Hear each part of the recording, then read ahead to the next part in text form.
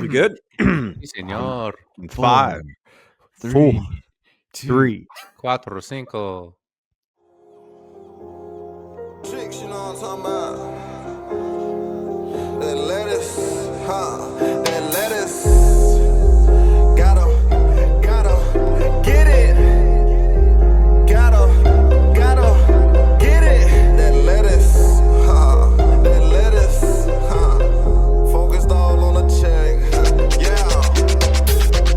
Yeah, all I want is lettuce. Yeah, just give me the lettuce. Yeah, just give me the lettuce.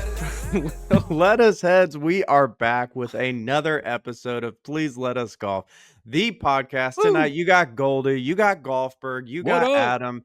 Gentlemen, I'm fired up. You know why I'm fired up? Why? Something took the world by storm this last week. Hmm. Something called Goldie's Law of the Gimme. I mean, there's a whole podcast on it last week. There's Instagram reels. We got people fighting in the comments. More to come on that front. But guys, I want to get some reaction to the reaction. The lettuce heads are out there. We got people fighting. We got people pro law of the gimme. We got people anti law of the gimme. We got people anti gimme. We got people anti golf out there. So what are our thoughts? Is this thing gonna ever stop? Is the momentum too big? Can we even are we ever gonna go away from it? Is the Kobe paradox here to stay? Adam, you start. Look, we knew this was going to elicit a reaction. Okay, I mean, half the people think there's no such thing as a gimme, which is kind of weird if you think there's like no Mhm. such thing as a gimme. I brought this up where, hey, at the Ryder Cup, we literally hand out the Nicholas Jacqueline Award every year, which is in honor of the concession in the Yeah. 69 like Ryder Cup or It's like- something. It's like the one of the biggest moments in golf is the concession, is the gimme, and they're claiming the gimme doesn't even exist. I think it's just the knee-jerk reaction. It's like USGA, what is the rule? Oh, the rule is you have to putt out. A gimme doesn't exist. I submit all my scores. But if you just like check yourself for 2 seconds, think reality, every single round you've ever played, gimmies are happening. It is naturally part of the game of golf because it's kind of ridiculous to putt certain things out when you have to be considerate of all the things going on around you from a pace of play standpoint. So anyway, for sure on that. And there's an etiquette to it too, right? There's like an art, there's a history. There is this like I look, everyone loves the noise of that cup, the ball rattling in the cup, but that is what the law of the gimme takes all that into account. And it's just like, there's more to come. So people think this was just a bit.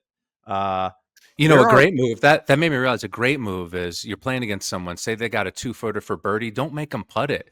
Give it to them because then they don't get the satisfaction of peering it in the hole, hearing it. It's not like a real birdie. You can steal it from them. Playing mind games. I went That's at high some level. people. I went some people in the. I went at them and saying like, there's an art to the gimme, not just from the history of the game, but there's psyops you can play of like that little 2.5 footer early. I might not want you to make it, and slap that thing away. Yeah, man. I love just stuff. I will say I do respect the guys that are out there, the hardos that are, we are hitting cups no matter what. There are no such thing as I respect it. There's a couple straight shooters out there that are like, look, no one likes to golf with me because I'm not going to give you anything. I'm like, well, at least you're consistent. It's like there's no subjectivity there. But Hey, go ahead. You got. No, I was going to say that there is some legitimate more to come on this front, right? Not only does it elicit a response, and it is an interesting topic, and we're taking it in a direction that nobody in golf has ever done. There are papers being like like scientific papers in a non-humorous fashion that are in work. I've seen some drafts. They're legitimate. We're talking, this isn't your mom and pop golf podcast. There's a couple folks with a deep analytical background through education and trade, and we are putting that to work in a real way. Also, that mixed with some fun content for pushing back on the folks that claim this isn't an issue or it doesn't exist. So I'll leave my take there, but guys, it didn't disappoint, so I'm very happy about that. I haven't seen these drafts, but I do want to say that what I want to see in these drafts is some clarity on the situation between a 3, a 2, and a 1. I Okay. Sure. I got to really see that spelled out in these papers that Oh yeah, you're talking about here. fair. We've got some breaking news on Bandon, right, Mr. Goldie? Yeah, so we love Bandon Dunes. We've probably talked about it maybe too much on the pod. We just let in with a story there, but the reality is we're not being pretentious. It's as good as it gets stateside or stateside, at least in the US. I guess that would be stateside, as opposed to stateside China. Uh it's just very, very upsetting of how difficult it is to plan a trip in advance to Bandon Dunes. We were fortunate that we got in with a group of guys that have been going for literally 15 years. And they go during the kind of off season in the winter, and they've been able to re-up their trip annually. If you want to try to go, not even with that type of trip, that's hard enough in itself. But in some of the shoulder season and peak season times, it's been impossible forever, right? You get on the phone, you're on 6-hour waits, you might get a reservation. You got to book it a year and a half plus in advance.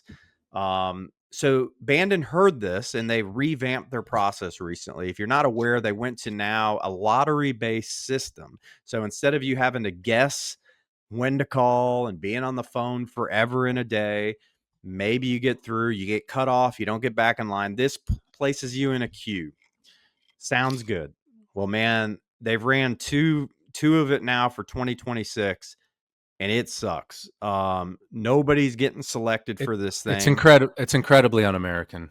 It is, and it's frustrating too because they didn't fix the core issue. Now one thing they have changed, they require a 100% deposit when you make that reservation. However, it's 100% refundable, guaranteed up till 30 days prior to. So basically, the whole bid is it's like throwing in for Masters tickets. You might as well throw your name in the hat. And then, worst case is you got to throw the credit card out and explain to the wife that, yeah, there's going to be a $5,000 charge coming through. But at least now you can kind of try to plan a trip to Bandon Dunes. So I'll leave it there for a second just to say, like, we've been shot down on 2 of them now. And it's like, man, yeah, there's a countermeasure, but it's so unrealistic if you don't live within driving distance that it's like, God dang it, man. When are we even going to be able to get back out there? It's un-American, man. I'm going to say it again. It's what you told me is like, remember the grinders? Remember the guys who'd be on the phone on hold for hours and hours at a time, calling back, hunting down the receptionist. Wait, we got a time. When is it open? Mm. The people who actually cared, who gave a shit and wanted to be there, and you could get rewarded for those efforts. And now you're just one of a million. You're not Now special. that's a really good counterpoint. I Bob, didn't think about that when they went to it. I thought it was better, but now it's almost like, well, at least effort could kind of be rewarded. Yeah. I booked a abandoned trip that ended up being canceled for a summer, and I did it through that. Like, call me yeah. back, call me back, call me back. Let's work times. Let's be creative. Come on, come on, baby. What can we open up? And we ended up getting everything booked. Adam, I know you're chomping to get in. All right, so it's a lottery now, right? You submit your Yep. name, and then Yep. it's just a blind draw, basically. Yeah. 100% deposit. I do respect the 100% deposit. I thought maybe that would help with demand, but apparently not. What do So they need it to be re- sitting on all that cash for? I know. Yeah, Well, they think golf's it would dissuade people, but the problem is, like, even how they're doing the draw, dude, like, people are getting numbers. I'm on Reddit. They're like, hey, I'm number 3729, and it's just numerical, like when you for summer. So it's like they'll get to you when they get to you. And it's like, that's how, I mean, on one hand, you go, maybe that is, it's supply and demand, but it's like, shit, dude, there has to be a better way because the counter is they wouldn't release this data, but I'd venture to guess close to 40% of reservations get canceled. And that is the core problem. Like, how do you plan in Whoa. advance when they're all, because the frustrating part is if you want to go in peak, if you want to go in August 15th, if you look July 28th, odds are you'll be able to book something. But it's like, holy shit, can you shotgun your life if you don't? I mean, Bandon's remote anyways, it's hard to get to. But yeah, from where we're at, or at least Adam and I, southeastern United States, you're talking we can get to St. Andrews literally faster than we can get Listen, to Bandon we did Dunes. we did a shitload of math in the last episode, so I don't want you to go into too much detail here. But it sounds like you could game this out. You really want to be there in August. You can book a plane ticket. Then what does it cost to, shuffle dates around? Delta kind of lets you do it as long as you're not trying to pick a heavy traffic date. You do it for free. Yeah. And you kind of just make the calls 40%. Yeah. It sounds like you're going to get, if you're willing to shuffle through like 2 or 3 weeks in a row, book your ticket, pay a little bit of money in transfer fees, and just game it out. Yeah. Sounds like it's possible. Yeah, I know. That is a good point. You're always the voice of reason when it comes to the financial. Well, I just take this shit really seriously, man. No, I know. It's They need I don't to know, man. adjust the cancellation window, right? They need to push it back. And you think that will? I think that would solve some of it, or at least if they pushed it back to a 90-day window, that would give Yeah. you at least time to maybe plan a trip. If you got 90 days out and you're like, oh, some folks have canceled, there's tea Yeah, times That's very open. sensible. Yeah, Very sensible. Yeah, I don't know. So, I mean, again, probably not a ton of good solutions, but another hang up, it still goes back to lodging. They just have way more golf availability than they do lodging availability, but you can't book tee time only without a reservation up until I think it's like 90 days prior or something. Someone's gonna correct me. So that's the problem, is they have way more tee time availability than they do on property lodging. I think everyone missed the moment. Our guy Shane, like you said, he was 15, 17 years in a row now. Like, who knows how many years in a row now? Like, you should have been going to Bandon a decade ago. And now it's just going to be way too there's no coming back from this. So, like, jump on Sand Valley. Go ahead. You could probably get there this year without too much planning. And in 5 years, that place will probably be flooded. But all is these too places damn popular, can't man. exist. The supply demand does not work. There's destination resorts like popping up all over the place. I don't buy that all of these can survive. I mean, Bandon's going to be fine. Bandon is Bandon, but some of these dream golf resort, like the Texas one, I mean, I don't know. We'll see. I mean, I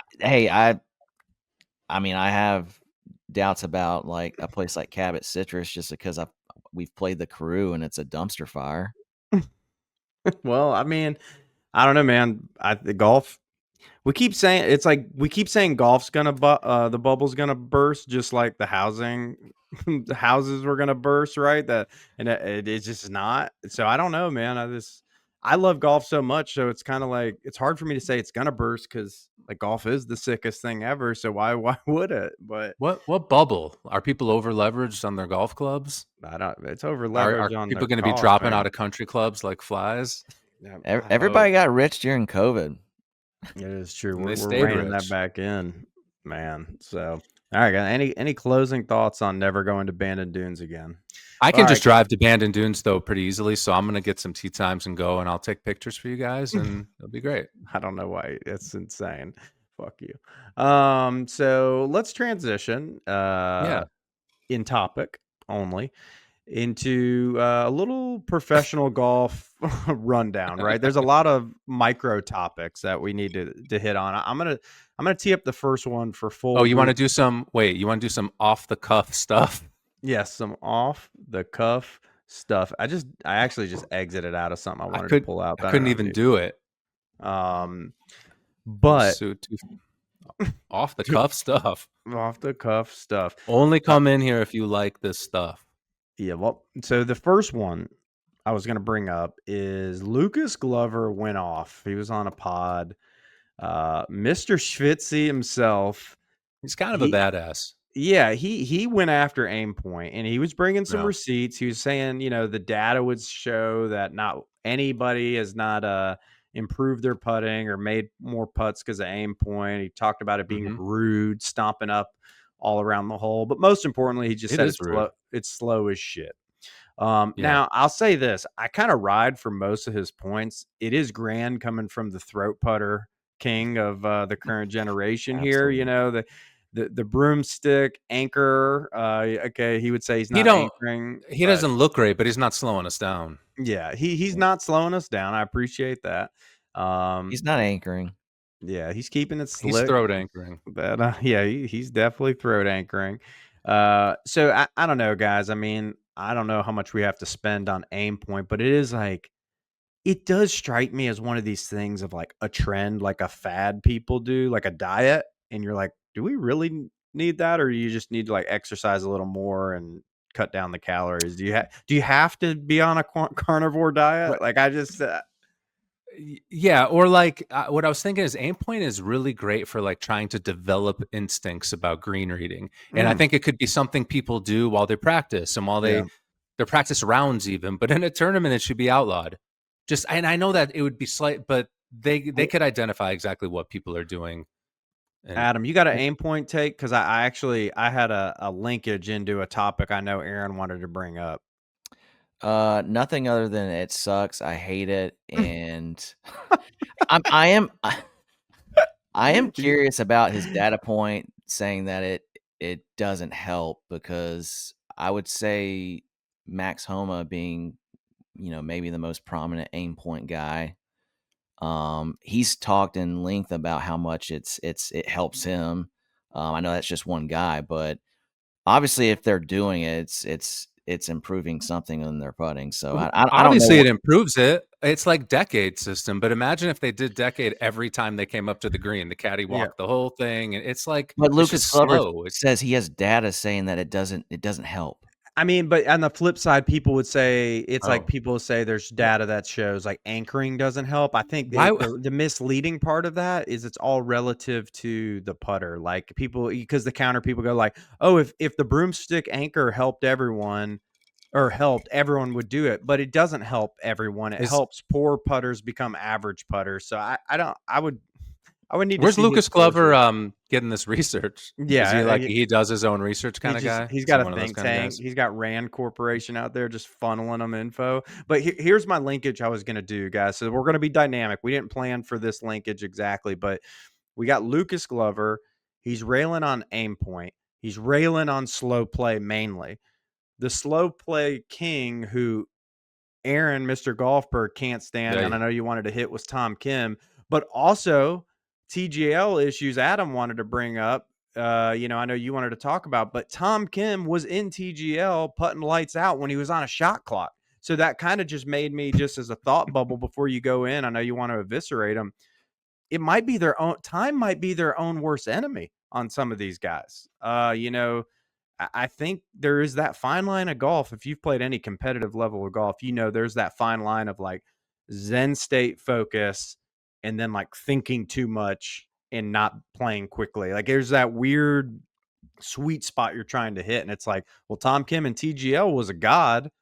And I know that was just one round, Speed but you get golf. him out there at Pebble and that was atrocious. So, Aaron, I'll kick it No, over to I you didn't. first. Yeah, and I want to eviscerate him, but he goes one of the funniest moments. It was round 4 or round 3, and the announcer comes on. He's like, "Tom Kim, about to hit a 4-iron to the whatever," and then like a beat goes by, a few more seconds, and a few more seconds, and it goes, "I think," and then a few more seconds go by, and then Tom Kim swings, and he's like. And there was another moment where the dude hit, and he's like, "Man, he spent a lot of time just to do that, just to fade it into the water." And like everyone's getting noticeably frustrated. I Mm-hmm. totally respect the announcers calling that out, but it's absolutely obnoxious. It must drive everyone crazy. Yeah. It's Has to. Yeah, and I hate it because all the excuses for the slow players are always that it's the same who's who bullshit. It's like politics, man. They just go to the the cue card one-liners. It's oh, well, there wasn't a gap in the group, or like, oh, everybody's doing it, or it's like that's bullshit, man. Like you have accountability for your individual play and time, and TGL has proven to me that like shot clock around the greens especially would be additive. But anyways, Adam, so thoughts on Mr. Kim and any linkage into TGL? Yeah, I mean, shot clock's probably about the only great thing that TGL has going for it right now. Guys, I seriously think that TGL and it's in its current state is it's like dead. And Dead? it's dead. In its current Dead? state, it's dead. I say that because the technology just isn't there, guys. Like the sim is broke. I don't know if you guys got to watch this last match, but we've got balls that are literally landing on like 90-degree slopes and stopping.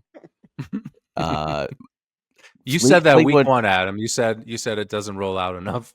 and here's the thing: like, if the technology is there, then what are we doing? Like, it's not a serious golf league, and there's gonna be guys that push back and say, well, they're hitting into a simulator, like this isn't serious.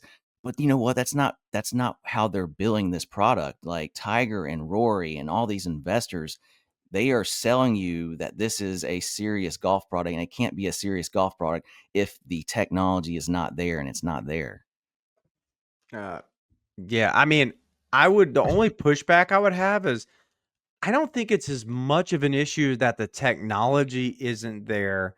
I think it was more the first half of your argument is they're billing it as a serious professional golf league when it's a silly, fun game. It's a golf game, right? It is holy moly. So where like if there was a frozen shot on the screen, it should be more of a laugh moment than it is. Will that just like destroy the integrity of Tommy Fleetwood's shot or like Collins' Yeah. ball that lands like this? We should just be cracking up, not like, oh, so now he's just going to hit like they hit a 5-wood into a par 5 Well, now off of that? why But can't they do a sloped area that they hit off of? Yeah, that's an uptick they could do. But Yeah. that the green thing, I just don't know if it's ever going to work. They're stuck. Like I would be fine if they turned it into a holy moly deal. You know, I mean, maybe it's not for me, but I think it would be better than its current state where it's floating in between like half serious, half not. And I feel like. Go ahead. Go ahead. Sorry. Nope. I feel like I have kind of semi called how this whole season was going to go. So everyone was jazzed up after the first event. Obviously, you're kind of curious what this is all going to be about, and then the next 2 or 3 were like, yeah, this is okay. This isn't great. And then I literally called. I said, look, wait till the fourth match between Tiger and Rory. Everyone's going to be like, this is okay. This is awesome. This is what we're here for. And everyone's going to rave and rant. And then the following week after Tiger and Rory, the ratings are going to drop again. And it's going to be like, I don't know. It's okay. Yeah. Well, here's like another question I have though. Like, what is good? So I know this last one, the ratings fell off and it was like 550,000, but it's like, what do you want from golf? That's it. All these guys can go get effed because it's like you're the ones that you're pushing all this fake money that wasn't market driven into your sport. And now it's putting pressure on to pull a 2 million rating on a Tuesday night for silly season golf stuff. And it's like, okay, well, Live has all the biggest names in the world and they pull on their max events like 90,000. Maybe this year it'll be 120,000. Outside of Pebble Beach had a big rating, but every other event they've had this year has been pulling like, what was it? The event before Pebble? It pulled like 220,000 people on Sunday, man. So it's like, I agree with everything you're saying, but I think it's more of an expectation issue than it is like anything else. But yeah, for sure. And the one thing I'll say, and it's very anecdotal, but when you texted the other night, I think it was Adam, it was like, the shit's on. I totally forgot it was on. mm-hmm. I felt like excited to kind of like turn it on. And when I first saw it, I'm like, this is cool. Like with these pros and they're indoors and what are they doing? And then you're watching it again. You're like, I think the idea of having these guys on in more of a primetime window indoors doing something interesting is great. They just have to sort this out. Yeah. They need to be like I saw someone we actually give credit if we steal something from someone, unlike everyone else in the world.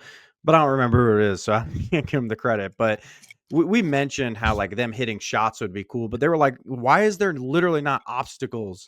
And they're like, oh, this is the hook challenge, and you have to hook it around this thing, stuff. I was like, yeah, they should be doing all of that. It Maybe like would be American more. Gladiators, like from the ground, like the smoke comes out and there's a huge ass cone and you got to hook or cut around it. Like that would be at least some more pizzazz from that. Well, yeah, like the holes, you could do some like super wild stuff. I mean, I know some of them are already wild, but they still play very, tactical and conservative. It's like They're not nobody's taking. reflecting the Dude, wildness in the physical world. So Yeah. like they need to have more rolling hills and What about like a hole that shrubbery. has like a ceiling? Like it's like called Stinger. I just Cool. say, and like everything has to be Yeah. like flighted low, and if you hit the ceiling, the ball just starts fucking bouncing on the thing up and down. It's, Hey, again, this is one last thing I just want to dump on TGL about the hammer is completely pointless. It's the It's been- dumbest thing. Like the after been the rendered. yeah. Yeah. Because the players have figured out at this point that it's like if you have the lead, you don't throw it. You just keep it in your pocket and whatever. No sense. I mean, you got to be, it's because they consulted with professional golfers who play Wolf Hammer, and they just hammer back and forth to make the bet $1,000. Well, in this game, you're not going to do that. You need normal press provisions in that. Like you're losing, you can press, or at least you get certain amounts of press. It's like timeouts, and fuck the timeouts they have. Give a team a certain amount of presses per game. That would make infinitely more sense. But why would they consult with us? We're not part of the Creator Council. Speaking of Creator Council, guys, so we are recording this before the conclusion of the waste management. My only nuclear take is like the waste management, and it might not be for the reasons you think, is probably my least favorite event. I just don't love the course. Look, the 16th hole, I've always been a fan. It's too C-suite. I see some pictures of some people in the golf space out there wearing like blazers with their wife now, and I'm like, get out of here. And then also guys flipping out of the bleachers. I don't know if I need that, but I'm all cool. Like I'm cool with it being the biggest party in golf. It just, the course has never been interesting to me. Cool closing stretch, but everything else, I've never enjoyed watching it. I like that it does lead into the Super Bowl. I don't know why, but it's like it's just what you watch leading into the Super Bowl, or at least that's what we do. I like how their recent solution to the drinking problem is they're raising the price of the drinks to like obnoxious levels. And is that what it is? That's it. And they're not sure if $40 beers are going to slow people down as like the rounds. Hey, we got a correspondent out there right now. We got Conrad on the ground. So ask him about that. Hey guys, this also broke. How do we feel about old Ricky? Well, he's always done a great job matching his pants to his shirts. That is true. Elite. I'm kind of disappointed in the shoes. I feel like they should be something else besides just white. And wait, what color is that belt? Well, you know how people like coordinate outfits? He never has to, because he just goes 100% matching. I kind of feel like he really missed, like he should have wore an orange top, just to be like a full on hunter. Wait, are those white Painter golf shoes though? No, they're not. Those are Pumas. Oh damn! Dude. I just saw the P. I thought it was Painter. Is that orange right there? It's a little orange, burnt orange. Here's another. What is that? A bush? I don't know. I don't know why they just put a score up with Ricky Fowler's name with no picture of Ricky in there. I don't know what the hell's going on now. For the listening audience, we are looking at a picture of a giant bush, and it says the name Fowler, insinuating Ricky Fowler should be in there, but we don't see anything. Yeah, that they couldn't. Wait, is that a golf club? Oh, I see a golf club, but no, and a glove, but nothing. I see some white Painter shoes. Pumas. Isn't this the most random outfit though? Because like this tournament, guys do like some funky stuff just because it's what it is. It's just a weird tournament, party fest, Yep. and they do, different stuff. But for Ricky to come out in full on camo, He's nuts. that's Yeah. It's different. yeah, I don't know. I You mean, can do whatever you want there. This tournament's a full on brand. As a marketing guy, I kind of admire it, what they've done. yeah, but nothing to me screams camo like Puma and Ricky Fowler. That's those two things that do. But I like literally, I'm not hating on that. Like, I love it. Just He's like be as loud as best friends possible. with Bubba Watson, dude. Do you love that? I just noticed on the picture though. I took it off the screen. He still has a like the big white Ernst and Young EY logo on it, and I'm like, You this wouldn't even golf's be allowed golf's in so like tacky. 90% of country clubs wearing that. Damn, that is true. But down here, you would. Oh, that's the In truth. Trump's America, I think that flies. It should. If it's not, there's a problem, man. Damn right. I think that Probably. flies. All right. Well, guys, anything Hey, else? Is you Max got it. Homa just a total flash in the pan? Like somehow he just played good for like 1 year and it's just never going to happen again? Because it's kind of making me sad. And he's still cool and He's still cool. These relevant. guys, I think there's just something to be said of like these guys want to be good dads. They want to be the best golfer in the world. They want to make all this money, and I just like something has to give somewhere. Like, we just saw a video. Scotty just shanked one out of a bunker. More All to right, wait a come. minute. He shanked it, straight up friggin' shanked it out of the bunker, and it rolled out like 50 feet. And he's just with his head down, walking over to it, grabs his 60-degree wedge. He hit the sickest chip to like 2 feet I've ever seen. Like nothing Yeah. happened. It's And it was funny. one of these. Oh, go ahead. No, Go I was ahead. gonna say it's funny though, but like just as a data point, he did. He at Eastlake on Sunday when it was getting tight on like the 12th hole. Same thing, same kind of bunker situation. He hit a hosel rocket out of a green side bunker too. So I bet you it's something he sees in practice occasionally, just how his steep Yeah. motion comes in. But The he hit, face was wide open, like yeah. crazy open. So He's on his I don't way know. out. It would He's be got some competition now. how many tournaments in a row of Scotty not winning where you will say like he's on his way out for real? If he doesn't win Augusta, he's definitely on his way out. I don't want him to win Augusta, man, because it's like you got to win. He's got to win something else. I agree. Rory's going to win Augusta. I'm telling you, 2025 is a very important year for Scotty. If he doesn't win a major, plug, yeah, you this don't year, think? You think what? I know, but him and Max Homa are raising babies, dude. Like you said. I know. The thing about Max, am I wrong? And like, obviously, Ludwig is a freak, but you look at that swing and go, like that's insanity. No matter what happens, that person's amazing at golf.